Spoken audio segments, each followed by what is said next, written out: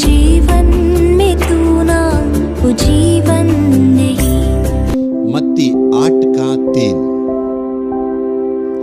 यीशु ने हाथ बढ़ाकर उसे छुआ और कहा, मैं चाहता हूं तू शुद्ध हो जा। और वह तुरंत कोढ़ से शुद्ध हो गया। उसने क्या पाया? उस कुष्ठ रोग जैसे बड़े बीमारी से तुरंत उस वक्त को चंगाई को प्राप्त किया। यीशु ने उस दयनीय स्थिति को देखे, उस व्यक्ति की अकेलेपन को देखे, उस व्यक्ति को बीमारी को देखे, उस व्यक्ति को परेशानी को देखे उस पर दया किया है।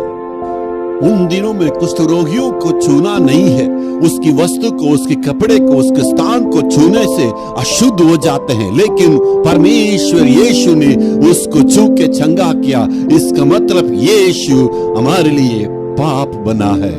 उन दिनों में धर्म गुरुएं नहीं छूते थे और भविष्यवक्ता इसको नहीं छूते थे।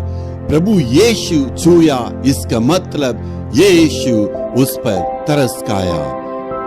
इसलिए आज मैं कहने के लिए चाहता हूं, परमेश्वर आपको जीवन को, आपको, आपके भविष्य को छू के चंगा करने वाला यीशु चले आया है।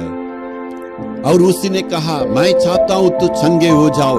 इसका मतलब बीमारी के साथ, परेशानी के साथ, मुसीबत के साथ यीशु किसी को रहना नहीं चाहता, किसी को छोड़ना नहीं चाहता। वो चाहता सब लोग चंगे पा जाएं।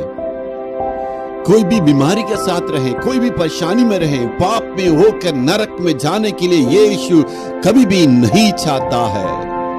प्रभु सब कुछ के चंगा करना चाहता। वो तुरंत चंगा हो गया।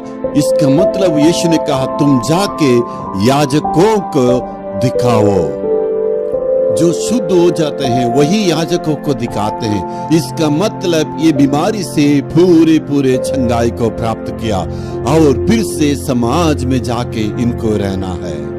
यीशु यही चाहते थे, ये इसके परिवार के साथ, इसके दोस्त के साथ रहना। इसके बाद दयनीय स्थिति में नहीं, अकेले नहीं, त्यागे हुए नहीं, सबके साथ मिलकर रहना है। इसको सुनने वाले आपसे प्रभु कहता है, आप अकेले नहीं रहना, आप त्यागे हुए स्थिति में नहीं रहना, आप दयनीय स्थिति में नहीं रहना है।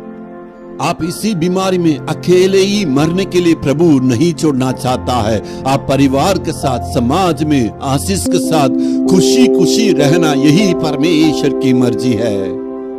जिसने उस कुष्ठ रोग को चंगा किया, आपको भी अद्भुत काम करेगा। Hallelujah, hallelujah.